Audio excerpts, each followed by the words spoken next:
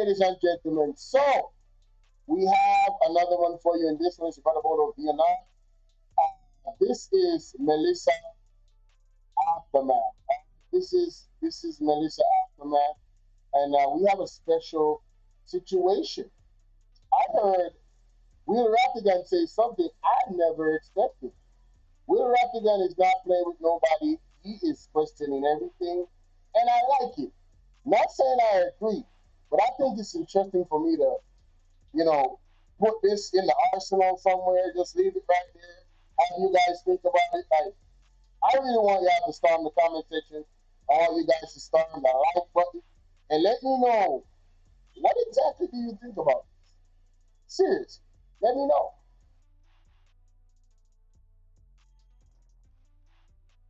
Welcome. Thank you for having me. Hello, listeners and viewers. Welcome back, Zara. Well, Zara, I'll just have you know that this week I spent a great deal of time looking at two issues. I spent a great deal of time looking at the hurricane before and after, and what it means to Jamaica, and how we can provide support to our people, and how we can exert some oversight to ensure that whatever we're sending to Jamaica through the government will get delivered to the people in need and not be diverted. Because we have had a history of things being diverted. And in fact, we had Patrick on earlier. We talked about it last week about the 300 and something plus thousand US dollars that we collected in the diaspora as a result of COVID. And to date, we don't know where that money is. Over 300,000 US dollars, and we don't know where it is. So there's history of that. And, history is replete with examples of that, I'm sure. But let me just back up and say, I'm sure about that one that Patrick mentioned. So I'm trying to explain to our people that there's a connection because there's something called procurement. And it is going to happen now that they're going to issue these emergency contracts, these one-off contracts or contracts to people. And for good reason. For good reason, because truly there's an emergency. But it's connected to the Minister Tufton's situation. And I went back and I examined the whole scenario. I spent a great deal of time on it. And I think now I have the full picture. And when I say full picture, I'm not only talking about Minister Tufton, Miss McDonough, the permanent secretaries, including the one that was acting, the person who was in charge of the procurement, the commission, Public Procurement Commission, which was called the Contract Something Commission previously, the ministry, all the people in the ministry involved with this. I've looked at every single one of them and their statements. And I've also looked at the Integrity Commission. And it is my considered belief, judgment, that the Integrity Commission should be paused, should be put out of commission a little bit, just a little bit, so that people can really examine. Now I understand why some people in Parliament want to examine them. I want to examine them too, because it is my belief that they violated their own law. But that is not why you're here today. That you're not focused on that. You're focused on something else. So I'll just let you focus on what you're here to focus on. So, without further ado, Zara. No, remember that I had actually talked through exactly what I was focused on last week, which was indeed to give Market Me different contracts in part for Jamaica Moves, which was, the face boy was Minister Tufton. And you were the one that said that you had a bunch of notes that you wanted to go through, and therefore you wanted me on the show as you went through, I thought, those notes. So for you to tell me what you have up your sleeve, I had wanted to maybe go through the section. Say no more. Say no more, because one thing we full of around is lyrics. We full of lyrics around here, so we no shout at lyrics. Kevin. You just bust him with Zara. You just bust him with all the way. Pull up the Integrity Commission report. Pull up the one, the 3 or 4 page one for me, please. Zara, sit still and watch this, Zara. Sit still and watch what we have to do to them now. All right? We need not touch Minister Tufton yet, We have to touch the Integrity Commission that I believe should be paused. Them should be put in a corner and examined thoroughly. Which part of the Kev? I see. Oh, sorry. I see. I don't see. Essentially, I don't agree with you. That's fine. You're entitled to your opinion, even though it's incorrect. That's okay. Which part is that, Kevin? I see. I don't see. Which part is it? Okay, I see is beside. Yeah, I see is beside Terrellang. Beside Tufton, sorry. Oh, this one right here. Yeah. The 3-page document. Oh, wait there. Hold on there. Yeah, man, it's in there. And people, let me go ahead and warn you. These two fight like siblings. Yeah.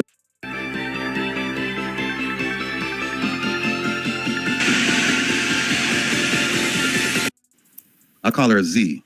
Z and I, we disagree on a lot of things. We agree on some things, but we disagree and we Disagree with vehemence.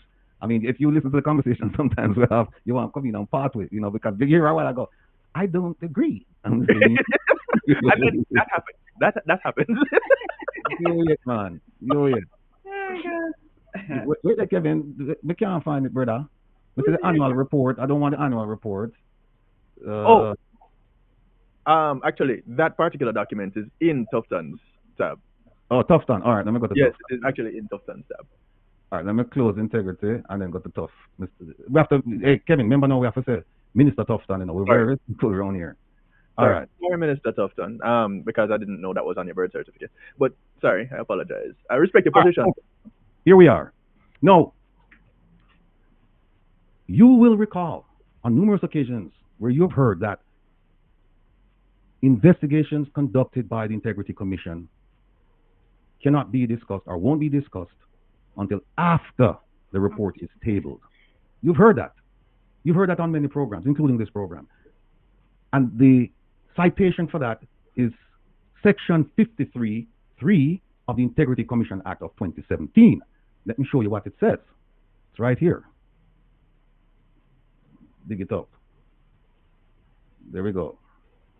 That's 50. I don't know if you can see it. Hold on. Boom. You can see that, Zara? Yeah. Yes? No? Yes. Okay, good. It says right here, under the, where it seems like I was trying to redact, wasn't redacting, it was printed and it was colored, and then when you print black and white, this is what comes. But it says, the section is restriction on disclosure, meaning we can't talk. Now, let's go to 53(3), and you've heard it quoted so many times by different people. Here it is. Yeah. Yeah. Go ahead. See what it says right there, 53(3)? It says, until the tabling in Parliament of a report under Section 36, and Section 36 is just a section that gives them the right to look into all kinds of things, right? It says, all matters under investigation by the Director of Investigation or any other person involved in such investigation shall be kept confidential, and no report or public statement shall be made by the Commission or any other person in relation to the initiation or conduct of an investigation under this Act. Now, the way I read this, my interpretation of this is this. Here's the key phrase. And let me just tell you that again. It is my considered judgment that this is a poorly drafted statute. I won't ask Zara to agree or disagree. No, that I agree with. That it's poorly drafted. Yeah. Okay. Now here's what it says. It says all matters under investigation by the direction. The key word here is under, meaning that it's ongoing. All matters under investigation. You can, by the Director of Investigation, that you can't talk about it. So my interpretation is that, what if the investigation is complete? What if it's finished? What do you do then? And people have interpreted that to mean, no, you still can't talk about it until this one right here, until it is tabled in Parliament. I disagree with that interpretation, because it says under investigation, meaning it's continuing. Anything that's ongoing, you can't talk about it. But once it's finished, you can talk about it. But here's what I'll do. I'll give the people who say, no, you can't talk about it until after it's tabled. I'll give them that. Forget about my interpretation. I'll say, okay, until it's tabled, until Parliament has tabled it, you can't talk about it. Now, let's go to another section right now. Here's another section right here. This is Section 54 now. It talks about the findings of the investigation, and it says, we're upon completion. And you notice the difference. This is the first one. It says under investigation, and this one says completion of investigation. Yes, that's a very different word. Yeah. Okay. So this is a Miss Rattigan never waste our money in our son God school. So this is, let's say, it says when it's completed and it's satisfied that reasonable grounds for suspecting that blah blah blah blah blah. Here's where they said. They said, if you think that it's a breach of a code or conduct by a public official or a parliamentarian, this is what you do. In the case of a parliamentarian, you recommend it to the commission to be referred to the Speaker of the House. Right? I'm setting this up, people. I'm gonna get the details, but I'm just setting the parameters. So if you find after you complete your investigation that a parliamentarian breached a code of conduct, then you have to refer it to the commission, and then they refer it to the Speaker of the House or the President of the Senate. What if you find that the parliamentarian broke a law? Here it is. It says, if there's an act of corruption or an offense under this act, what do? You recommend it or you refer it to the Director of Corruption Prosecution. So let's make that clear. If it's a breach of conduct, some house rules or something, then you just send it to the Speaker of the House and say, for whatever action you deemed appropriate, you want to discipline this person, it's fine, no problem. But if you find that there was an act of corruption or an offense under the Integrity Commission Act, then you have to refer it to the Director of Corruption Prosecution. All right? Now, let me see what else do I have here before we go to it. Here's what it says also. It says, where the Director of Investigation finds that the matter does not constitute an act of corruption or any wrongdoing, he shall recommend, this is the one, that the person who was the subject matter of the investigation be publicly exonerated of culpability. Right? So this is saying, if the Director of Investigation finds that the investigation was without merit, that it didn't give rise to an act of corruption or any, right here, any wrongdoing. Remember this word, any, right? Any wrongdoing. Then you have to tell the commission that we have to apologize to this person publicly, unless the person says, I don't want a public apology. And then that's fine. Now, what you're going to find is that the spin master, the man who claims that he's an expert at marketing, Mr. Tufton, that he didn't do this. How can you claim that you're exonerated? You did nothing wrong, and then you don't ask them you don't ask for an apology, because the law says if you didn't do anything wrong, you're supposed to apologize to you. But he didn't do that. He didn't do that. No. Let me see what else is down here. And it says, it starts saying that if you work for the Integrity Commission or if you're involved with this thing, again, see the word secret and confidential. They use it loosely in Jamaica, but that's what it says right there. That if you work with that information, you can't talk about it. You can't tell anybody. Here it is right here. You know, I don't even have to read it. It basically says that if you're working with this information, you can't tell anybody, because remember the basic rule, 53.3, until it is tabled in Parliament, right? No. Let's go to the report itself. Kevin, where you there? Me get kick out. Kevin, they might try to stop you from doing the thing, I know people. There. Refresh and bring you back in. Oh, let me get up then. Go ahead. All right. Okay. Here we go. Guys, he's been waiting for this. In. So if you find out and you have to apologize, and we have another section saying that if the person is a parliamentarian and it's a breach of conduct, then you just refer to the Speaker for action that's necessary. We have all of that. That's the base. That's the foundation we're going to work from. Now let's apply the law to the facts. Remember now, people, that one of the things we hear, I've heard it, was if you remember when the Prime Minister's 28 bank account thing came out and Nationwide spoke about it, they were saying, oh, there's a leak, how did this get out? And if you recall, with the Minister Tufton investigation, it is reported that he came out and he said something ahead of the report being tabled. And people are saying, how him get that information? Somebody's leaking. Well, I am here to tell you who the leakers are, or who the leaker is. I'm here to tell you. Not only am I going to tell you, I am going to show you. I'm going to show you that you must never, after this point, never raise that point about things being leaked, except in the case where it is referred for prosecution. If it's referred and prosecution, and they're so loose with the language, because they said that if a matter is referred for prosecution to the corruption prosecutor, then certain things we won't do. They didn't mention the DPP. They did not mention the DPP. Why? Because it makes absolutely no sense. But here's what I'm going to show you. Here we go. Boom, at the stage. Oh, Kevin did this, people. Kevin said that the people, and I think this is Mr. Dunstan, whatever I'm name. Somebody called Dunsbat. Somebody said Dunsbat. But here's why. This man, I think, is now in the US studying, I think, on his PhD. And I think I sold over 200 books on Amazon last month using by way of his statement. And this is his statement. He said, oh, Mr. Dunstan Brian, by way of his statement. And we found this one here, envelope. You see right here, we put envelope. And I don't know how the Integrity Commission ever get it and put SIC next to it, meaning that's a mistake. But there it is, envelope. Envelope is spelled with an E at the end. This envelope means to cover. Envelope, that should be there when it says the two envelope method. That is a paper container where you put a letter in a ENVELOPE. That's envelope.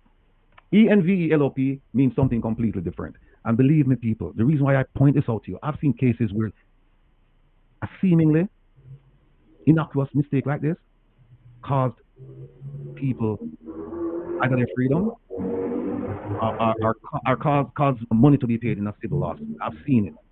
And this is the best that we can do right now. But here is something I'm going to show you. Stay with me.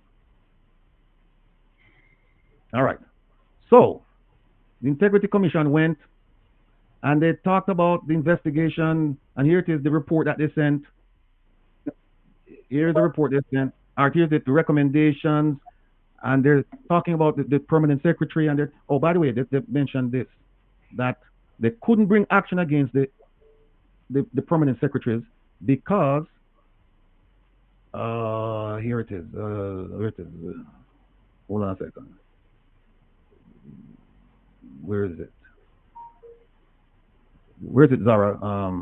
In terms of what? Bring You action. want there to say that they couldn't bring it because they didn't have the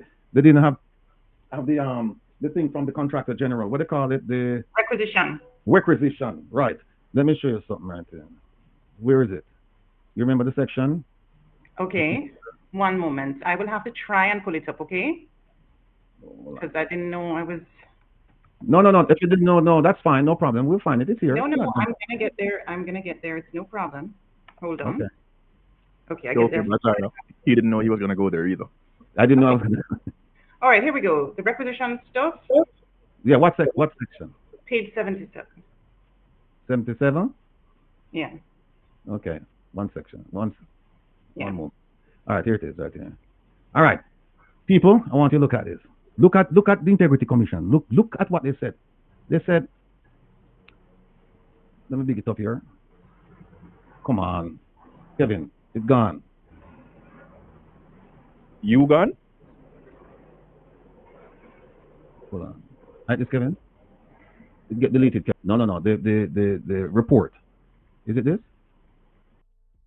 I was just trying to make it bigger so that people can see. All right. See what they say right there? It says, notwithstanding the foregoing, notwithstanding all the evidence we just presented, there are certain evidentiary gaps of a technical nature. Yep. Which would militate against a referral to the Director of Corruption Prosecute at this time. They're saying we have some evidentiary problems that we can't really give it to the prosecutor. First of all, the gentleman who wrote this is not the prosecutor. Let the prosecutor do what the prosecutor is supposed to do. Refer it.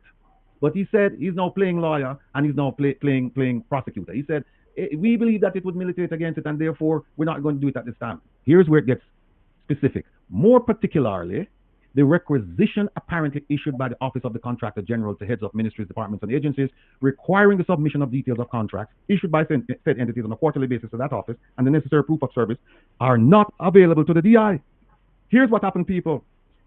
They're saying that the Office of the Contractor General sent out something to all the ministries, agencies, and ministries, agencies, and departments saying, if you have a contract, if you issue a contract more than a certain amount, it has to go in a database, and it's quarterly, a database that you must put that thing in. You must put that thing in, right? And they said we don't have the information that it was actually sent. So what they're saying is that we know it was sent, but we don't have proof that it was sent. No, people. First thing. Let me read something. We never bother put this up, Kevin, because I didn't know that Zara was full of fast one for me today, you know. I should have known Zara that would do it, you know. Here. In what way? It's all right. Hold on. Oh, it's Zara. By the way. All right. By the way, Zara, do you know who was the contractor general when this thing was initiated? When what was initiated? The requisition, the quarterly base. Oh, I think it's the same, Christie, I think. You're absolutely correct. It was Greg Christie. And who is Greg Christie? What position does he occupy today? He was the executive director. Until recently. Yeah. Until recently. When this issue came up, he was the executive director, I believe. He had a high-ranking position at the Integrity Commission. And I'll read you what he said to Parliament when this database was put into effect.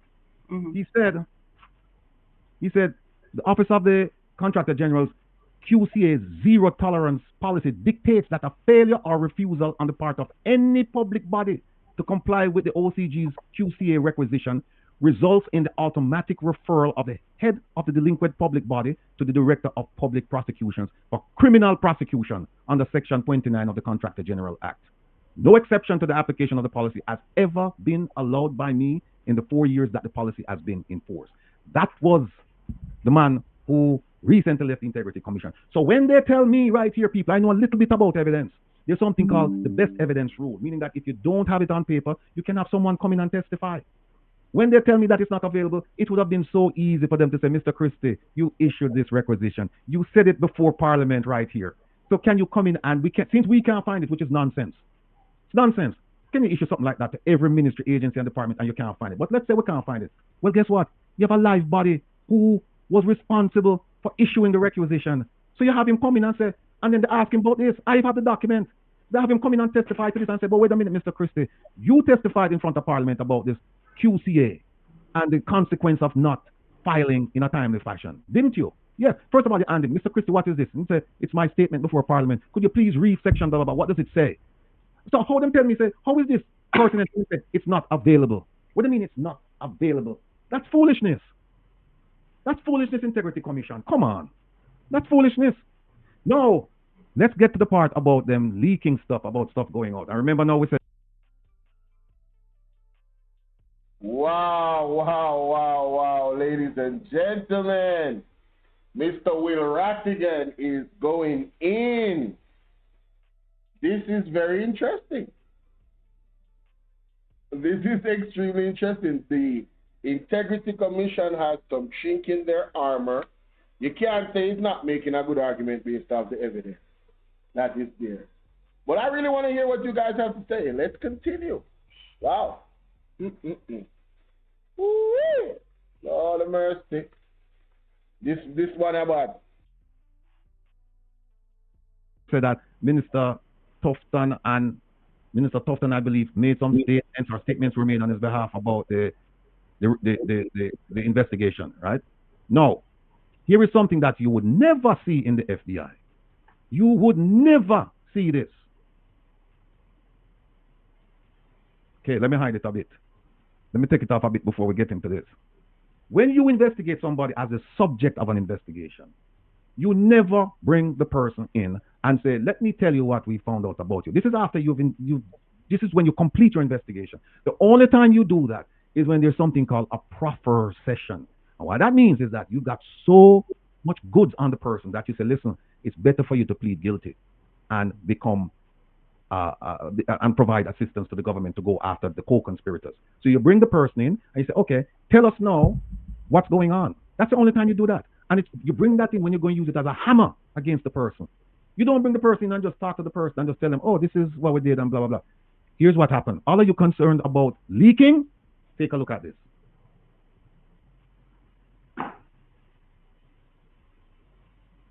Are you going to the section where he Here it is. You see what it says right in the report?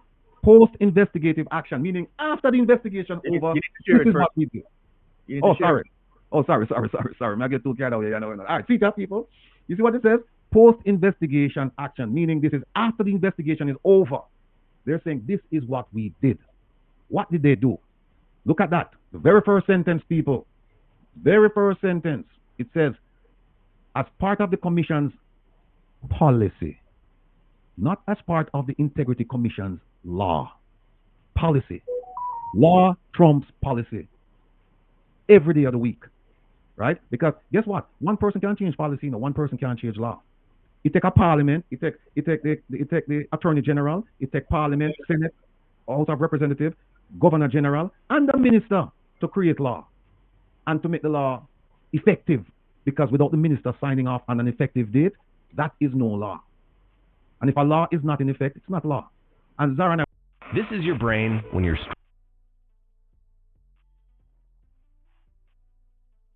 But here is what it says right here. It says, as part of the Commission's policy, to do what? To share the findings and recommendations of the Director of Investigation with persons in respect of whom adverse findings are made during the course of an investigation. People, how you can share information with people who you have adverse findings against. What you say is that them people are not innocent. Adverse findings means you're not innocent. It means we found something dirty on you, right? and you go and sit and you share it with them. And look on the exception. It says, except for matters referred to the Director of Corruption Prosecution. Didn't say DPP. They know about the DPP. They didn't put that language in there. And look what follows. The DI invited the following persons to a meeting with whom the findings and recommendations made herein, meaning everything what you see inside, that's what we have as findings and recommendations, we shared it with them. Here it is right there, in a blue.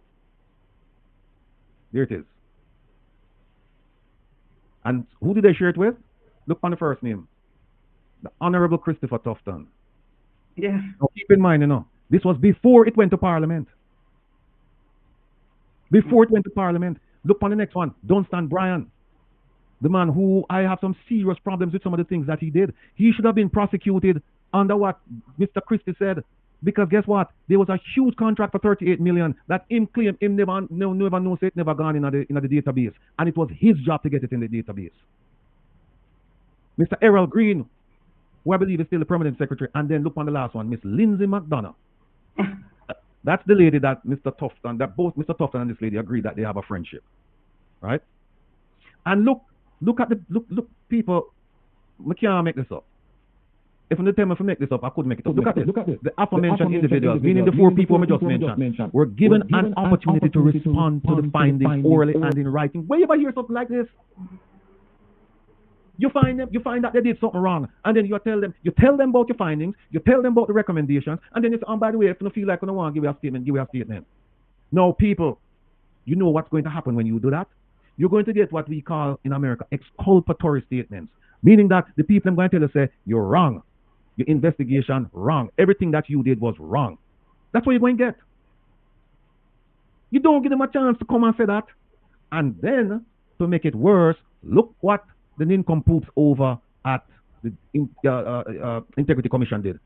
Then attach it to the report as appendices. Then make the people them go write stuff. And then make the people them go write things and I say, you guys are wrong, Integrity Commission. And look here, people. If you don't think I lie, me I lie.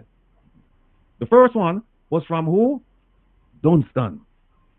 Mr. Dunstan Bryan, former permanent secretary. And when him do, him write a 4-page document. And look what him say. Look what him say right here. In our green. Thank you, Kevin, for the green. Him say, you know what I'm saying? Him say, firstly, let me thank the Integrity Commission for the opportunity to share in the findings of the report before they are submitted to Parliament and made public. Look on that. 53, 54, 56 people. I know me write this. This is Mr. Dunstan saying, thank you for sharing it with me before you give it to Parliament and before you give it to the public. You can't make this up. You cannot make this up. And him spent 4 pages going through that. And hey, by the way, I've read it. And I'm telling you right now, when right also is pure, unadulterated nonsense. Pure unadulterated nonsense. So people think about it no. Then tell them people before it go to Parliament and the public. So what do you think is gonna happen now? You think them just gonna say we're not talking about it? Them never give them like one of them non-disclosure agreements saying you cannot talk about this after you've heard it. Them never give them that. So they have the freedom to go out and talk to whoever them really want to talk to. And I believe that is exactly what happened. Because how else would the media know about this report here? Maybe there are other ways they could have known about it, but certainly this way was one of the ways that they found out about it.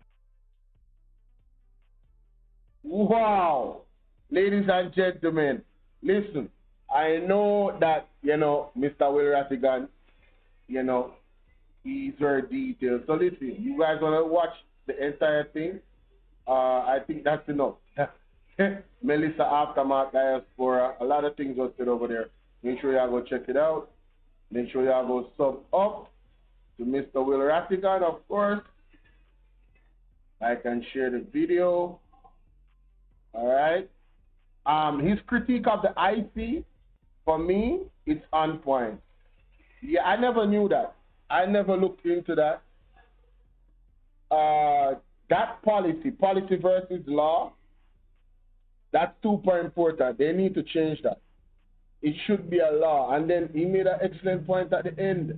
Why not a disclosure agreement? So if we want to find out more than likely where the leak is coming from, if that type of situation, how are you going to have the persons you're investigating see the report before it is tabled in Parliament?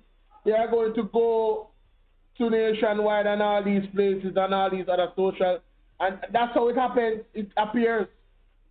Excellent argument. Let me know what you guys think in the comment section. Mr. Will Rattigan with another gem in terms of looking at, as a lawyer, you know it is, right? They go deep into the language and all of that. The Integrity Commission, man. I love the Integrity Commission, but we have to remember that it's politicians that table that act, and there's some tweaks that is necessary there to make sure. But can we expect the politicians to hold themselves accountable? This bunch, where in terms of Andrew Holness, I don't know. And then we have a situation now with Hurricane Melissa, where it is quite possible that these said politicians will see all this money coming in and lick their chops and steal it. It's quite possible. Quite possible. I don't trust them. So, very interesting, very interesting. Let me know what you guys think in the comment section, all right?